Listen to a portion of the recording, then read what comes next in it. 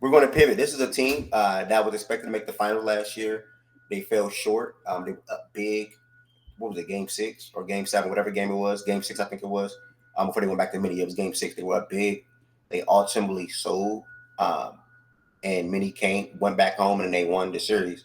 The next team for the West next segment, 3 more teams to go, is the Denver Nuggets. You know we talking Denver Nuggets inside. You know we talking Denver Nuggets. The fact is that I gotta get my dog Swiper Cam in here. Swiper Cam, thank you for putting up. This is the What's Next segment. This segment basically is you're going to look at your record from last year. Let us know if you guys going over or under that mark. Next, the next question is, what do you think will be the biggest differences from last season to this season? It can be positive things and also can be negative things. I would like you to speak on both sides because I view you as a realistic fan, in my opinion. Third, expectations. Fourth, what do you think Russell Westbrook minutes will look like, and how good do you think they will be? I think people in the chat will want to know that. And speak on the loss of KCP. And any other questions will come after that. I don't want to flood you with too many questions. Some people can't handle it. Some people can. But again, over under on the win total last year. The loss of KCP. Speak on that. Speak on the addition of Russ. And then what do you think will be the biggest difference from last year to this year? Speak on the positives and the negatives. Swiper Cam, welcome, brother. Probably under. Damn, bro, can we get a what's up? Like, hey, guys, thank you for the introduction. Something. Yeah, what's up? Probably under on the wins. It really just depends on Jamal Murray's health. They were 44-15 when Jamal and Jokic played. So if Jamal plays 65 games, they'll probably have a similar win profile.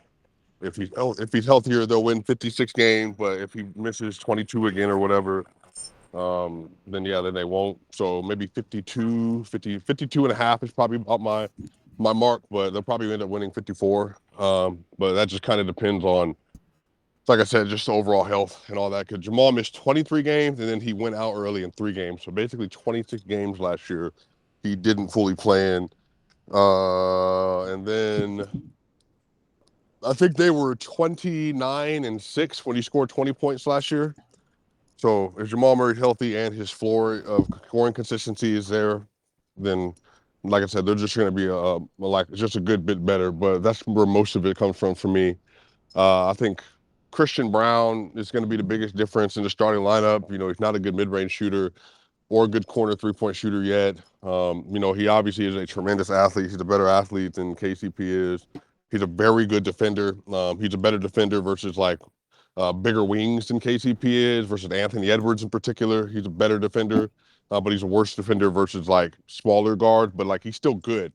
But I definitely think some of the screen navigation stuff, Christian is good at it. KCP is elite at it though. So I think that's the biggest difference. He's a really good rebounder. He's probably gonna average 4.5 rebounds or something a game this year, which is gonna make the rebounding even better. I think figuring out some of the spacing stuff, meaning he's going to have to get those 3-pointers up and get them up and keep shooting them when he's open. I think one of the solves to the Nuggets offense, Malone talked about this, Michael Porter Jr., Jokic, and Murray taking more threes. Murray, I think what he needs to do is go from 5.8 3-point attempts a game to closer to 9. Jason Tatum volume, basically. I think he needs to be at about, I would say at least 7.5 to 9. I think that would just improve his overall numbers. If he did that, then he would be looking at 23-24 a game on 6.5 assists a game, and the conversation around him would look different. He shot almost 43% from 3 last year. So I think that's kind of the stuff that has to evolve in terms of the Nuggets having a more modern offense. I think that because people are so down on this team, I think ESPN has them at 47 wins. I think when they get to 54 again, I think then people are going to be looking at the job that Jokic did inevitably instead of just looking at the overall construct of the basketball team, that the team as a whole is better. Their bench is better than it was last year. Last year it was Reggie, Christian Braun, Peyton Watson, obviously year one really for Peyton, and then DeAndre Jordan and Justin Holiday. This year it's Russell Westbrook, Julian Strawther, Dario Saric, and then obviously a more developed Peyton Watson. So they're just going to have more depth to be able to tie into. The bench unit's going to be built around Russ. versus the Celtics in the first game. First half, the Nuggets were leading 63-66 when all the starters were playing. The second half unit without the starters at all was Russ. I think it was Russ. I want to say Strother, Vlaco, Chancellor, Saric, and I think it might have been Michael Porter Jr. I can't remember. So basically, in that instance, I think they're just going to say Russ is not going to work well with people that are not floor spacers, and so they won't put him out there in those lineups a lot. He's going to play with Jokic. He's going to play with Porter. And I think he'll spend some time with AG and all that. But I think even that way they're going to run that offense a lot more pick and roll in those instances, a lot more rim running. But with Russ, it's basically like 4 out, and then basically make it work and go get down to the rim, kick out, like that kind of stuff. I do think that he's going to be better than Reggie was last year, but I don't think that's going to be like a massive challenge. Reggie just wasn't good. But I do think Sarge is good. Like, he's going to be probably the best backup center they've had since they had Mason Plumlee 18-19. Yeah, I think expectation is for them to win a title, obviously, but I think it's going to be a challenge with how they figure their offense out over the course of the year. Their defense is going to be great again. Just because Christian, that's what he does. It's just, can he hit any mid-range shots? Can he, convert at the rim consistently? Peyton Watson, obviously, he's going to be playing a lot more three this year. He's worked on his shooting all year. He's worked on his finishing. He shot well from mid-range last year, but he has to increase some of that volume. He's going to be asked to dribble the ball a little bit more, show a little bit more playmaking in this game. Yeah. So, I mean, I think the young players are the questions. Julian Strother, I think, is going to be a guy. Like, he has a modern game. The player I like him most to is Jordan Poole. Like, he's a pull-up shooter. He gets down to the rim. He'll shoot. He'll pop floaters.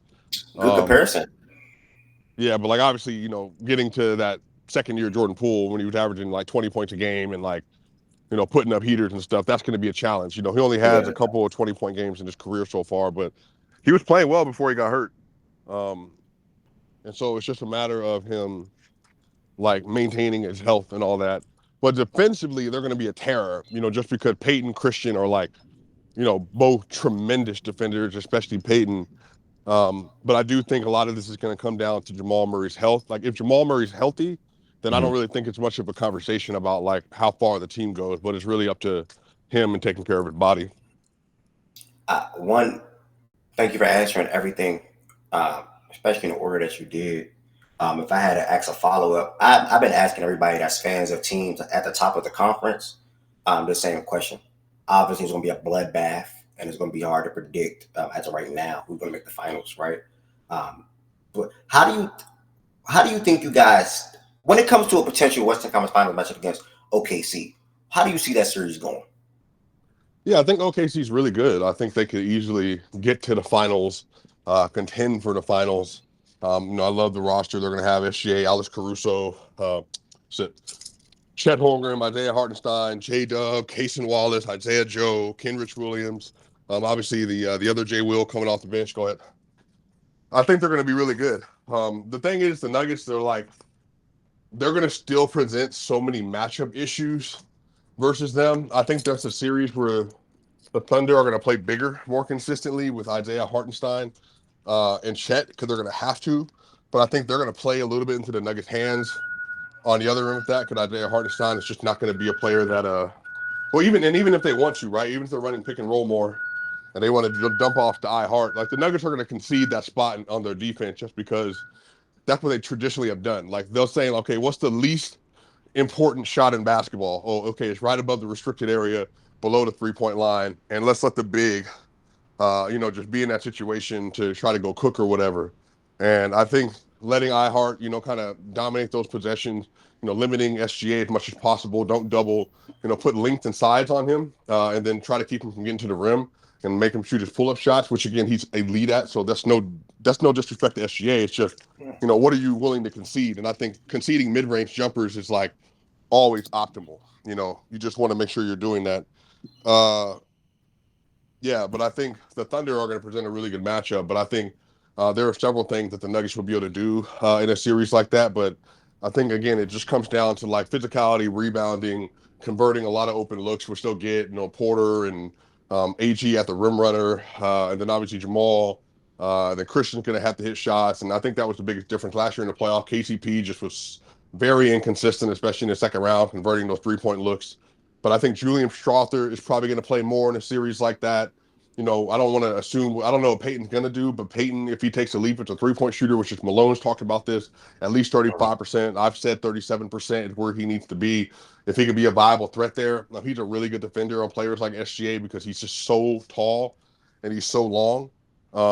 But that's just one of those series that Jokic is gonna feast and have his way, obviously. But Jamal, I think Jamal has proven that if the defense has a lot of POA defenders, when he's healthy, he's able to just do what he needs to do. And I even think he definitely was inconsistent versus the Timberwolves, which is why I think they lost.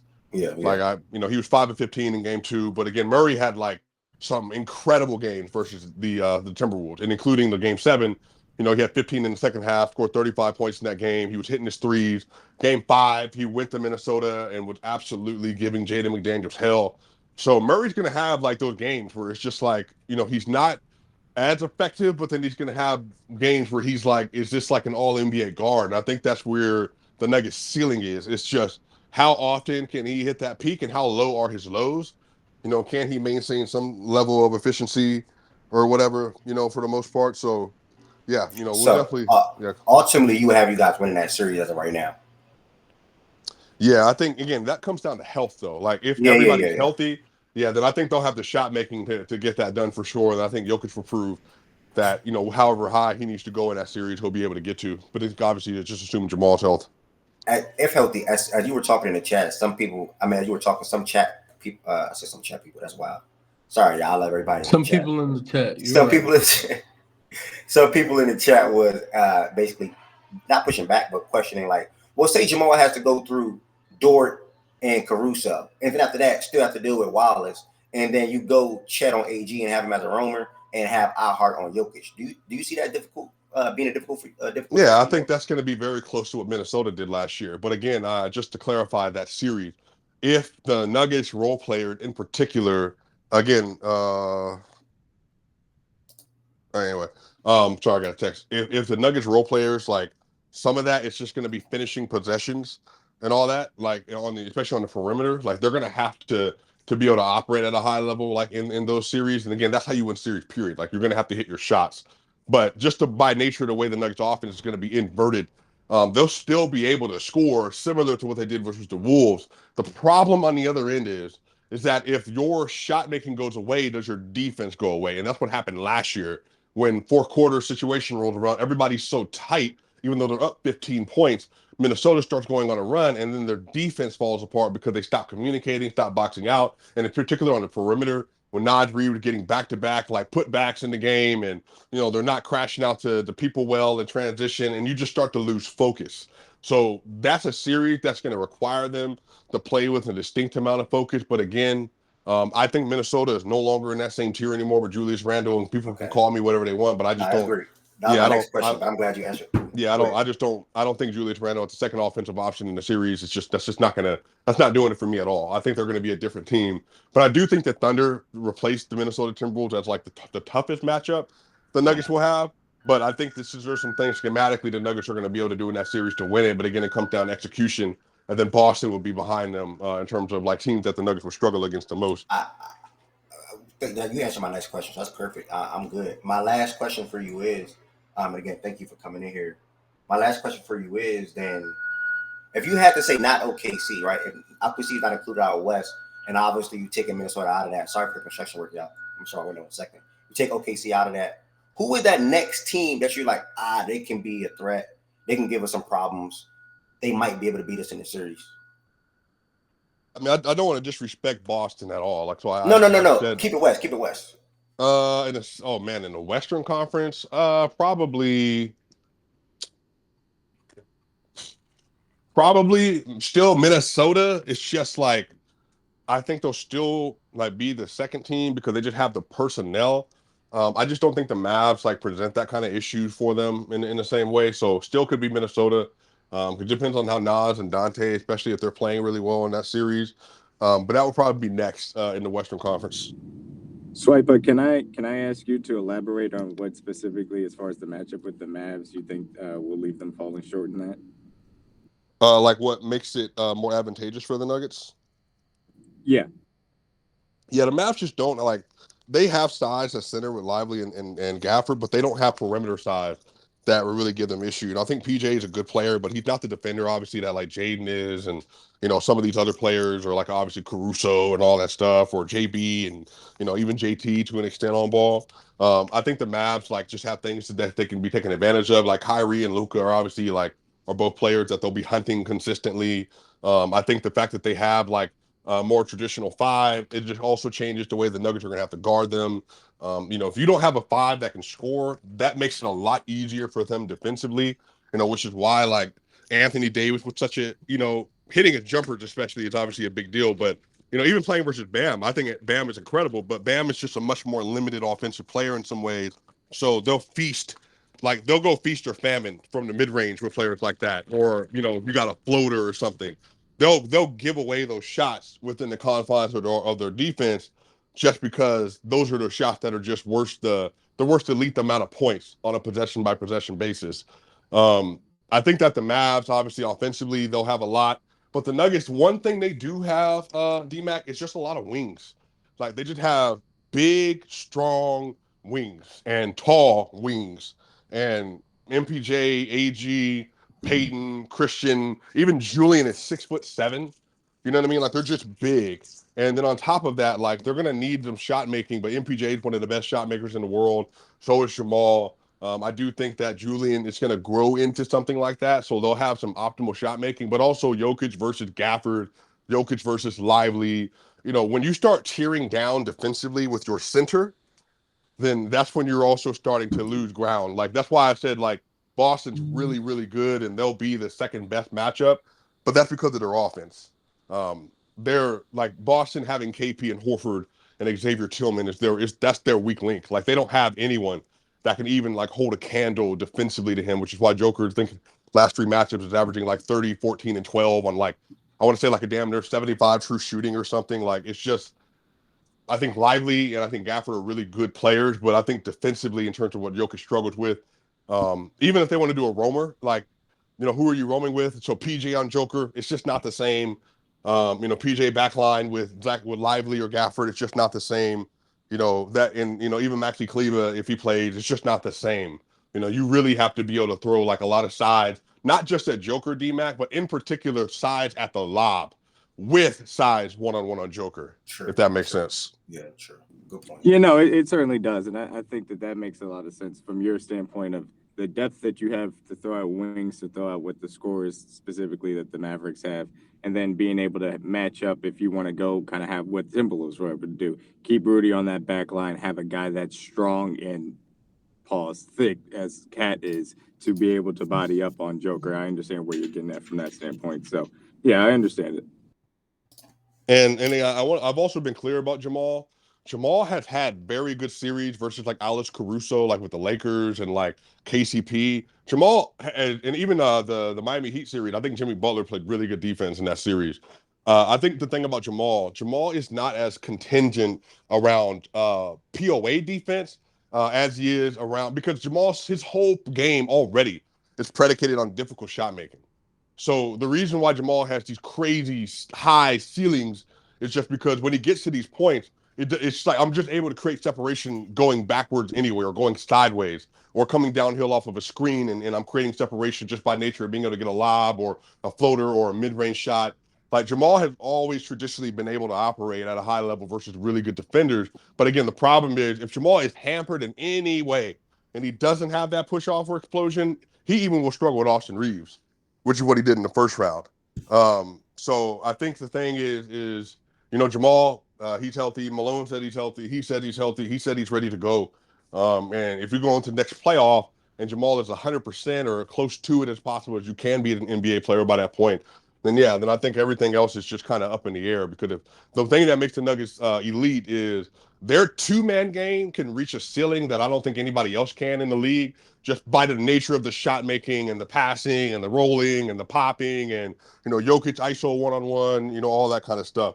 But really, like I said, I think that's why people are lower on the Nuggets. Like if you told a lot of people that Devin Booker, Donovan Mitchell, Anthony Edwards, or let's go a little higher, SGA, if they were the second option to Joker, then I think everybody would be consensus like, I don't think anybody's actually going to beat this team. So I think people being down on the Nuggets is really largely about Jamal Murray and kind of how he's viewed right now amongst the league.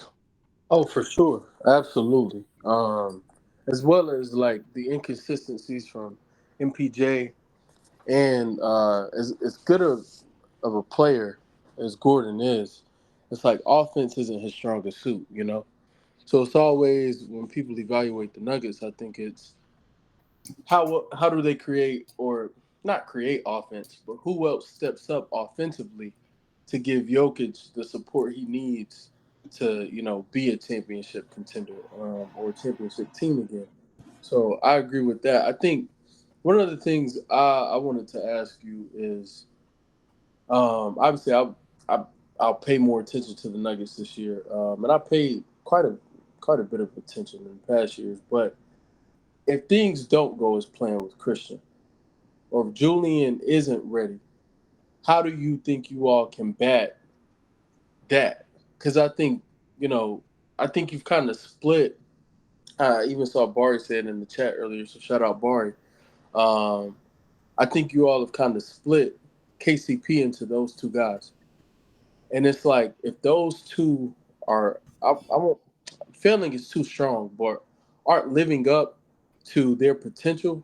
How do you all combat that as a team, or do you feel like there isn't an answer? It's like the season is contingent on those two guys, or including Peyton in that as well. Like if Peyton isn't able to become that 35 to 37% 3-point shooter, that the season is lost. And I wanted to ask you a question It's a about great question. Kantar because I think he's a good player. I think he's a valuable bench option. Granted, last year, tore his ACL in Euroball or FIBA, whatever you call it. So he wasn't able to play last season. But how do you think he gets acclimated back into the team and the offense? How do you think he contributes this year? Yeah, I think those are both really good questions. I also think that is you are asking a question the front office answered with not signing KCP. Their perspective was, can Christian Braun be 75 to 80% of Kentavious Caldwell Pope? The answer for them is yes. Okay, Christian Braun making $2.5 million a year. KCP is about to make 22.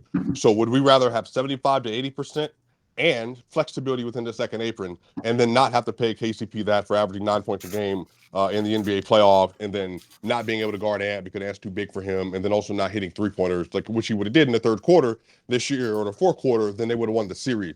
So I think on the other end of your spectrum, I think yes, the second apron, because of the way it's structured, if you are over the second apron, you are not able to make any marginal or sizable improvements on the roster in a 2-for-1 deal or putting salaries together to make anything work. And on top of that, you can only quite literally match salaries.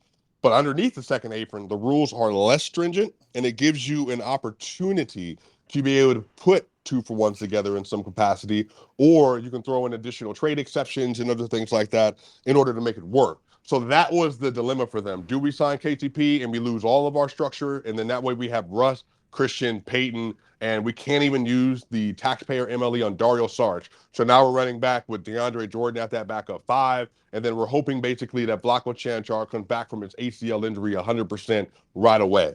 Or do you want to then sign Russ, use your taxpayer MLE at 5.5, sign Dario Saric, give you a legitimate backup 5 in their estimation, and someone who can play next to Aaron Gordon if you need to be a little bigger on the bench.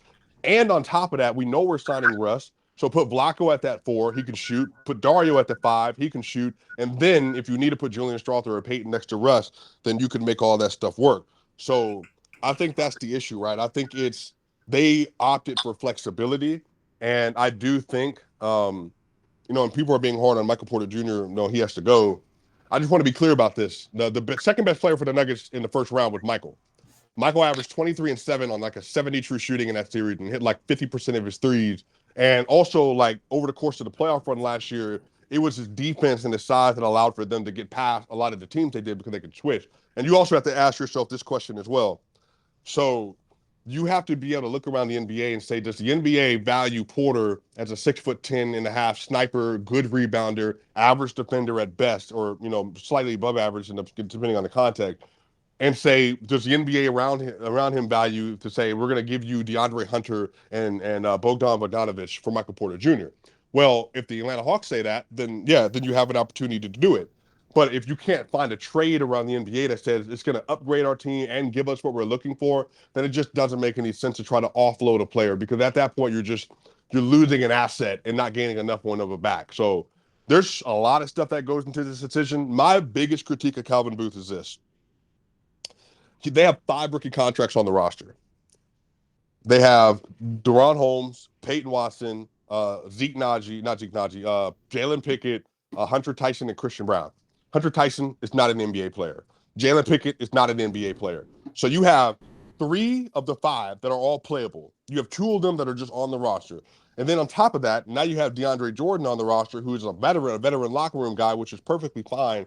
But then that's now 3 players on the roster that you cannot utilize. And then now Deron Holmes is out because of an Achilles injury. Now, that's not anybody's fault, but Deron Holmes obviously was going to be part of the rotation this year. And I think, to your point, Wes, he would have absolutely been such a great addition to this team at 6'10", a rim runner, a three-point shooter, and a really good defender. You could play next to Joker. That's also a part of their future. I think the team has talked about differently if he's able to play, but he obviously just got hurt. 1 second. Was that a tear or is it inflammation? No, he tore it in summer league. Oh, That was a full tear. Yeah. All right. Wait, Swiper, can I ask you this though, bro? Like, are you? Martin, let me get Okay, this off so I don't lose it. My bad. I don't want to lose. Be more question. What do you expect the postseason bench rotation to be for the majority of the matchups? And if exceptions will be made, what swaps do you expect to happen? Yeah, so the bench in the postseason will probably be Murray, Russ, Porter, Murray, Russ, Porter. I would say probably Gordon at the 5, and then they'll figure out like whoever's going to be that. So it could be Peyton, it could be whoever, or it could just be those 4. Like, we'll have to find out. But I think Murray and Russ are going to play together, and I think some of that comes down to Jamal. Jamal is legitimately one of the best shooters in the league, off ball and on ball, like pull up, hesitation, like spot up 3-point shooting. I think he's going to have to be able to accelerate that a little bit as a movement shooter when Russ is out there with him, just because that's what Russ is going to be able to do at the highest level. I think Aaron Gordon and Russ, their pick and roll will still be very effective. But I think some of this is like, it depends. Like, if we get to midseason and say it's not working out, I mean, everybody's seen my tweets. I don't know if Chicago would take a first in Zeke or first in Zeke, and if you got to include one of Julian or Christian in it, I'd be more than willing to do that. But I think Ayo Dosunmu is going to be a bench player for them. He's not starting already. That's a player archetype. I'm not saying maybe that player, but I think there are player archetypes that fit better on the roster than what Christian Brown is. But again, I think Christian's going to be good. I think he just has to develop into that ideally. But I do think that there are other options for the Nuggets, like in a playoff setting, that they'll have to find. But really, if Russ is like such a negative offensively, he can't play, then obviously we're having a completely different conversation, and they're probably going to be going bigger with the second unit guard rotation. And what they'll probably do is they'll then tie like one of Strouthers and Brown and Peyton like at that big guard position.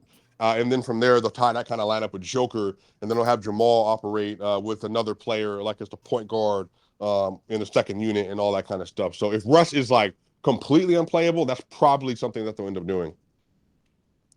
But to be fair, like I said, Reggie also wasn't good at all. Like, he had one good game in the playoff, but he just wasn't like a positive for them consistently. You good, Barry?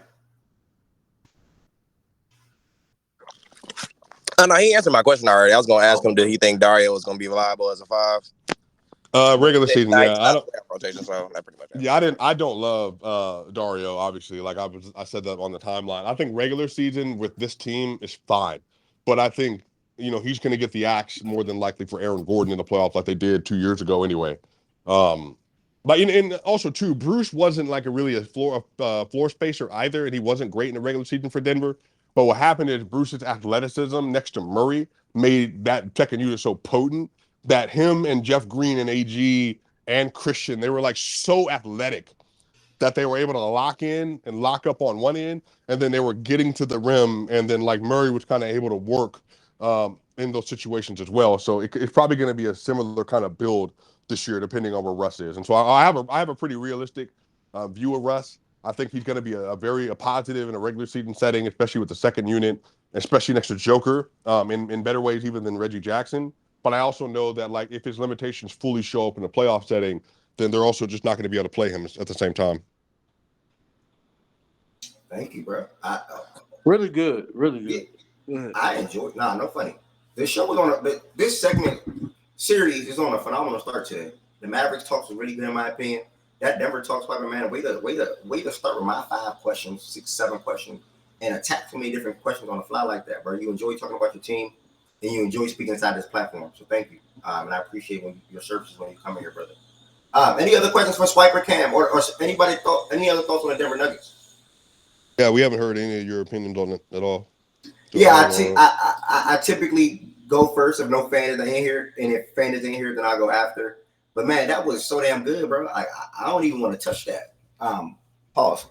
Fact, Byron. J-Dub shouted out the shirt color today. Shout out to J-Dub. I need to wear this shirt more. Honestly, I have so many damn Fact and Stat shirts. I don't even be wearing all my shirts. But I'm working on picking that side up too in a second. So y'all stay tuned. Appreciate that. Be more. I'm big on speaking your mind. If I had anything, Swipe again, you were so great. I don't even want to add anything to that. But like I said, it's 3 teams, in my opinion, that's expected to make the finals. Only 3.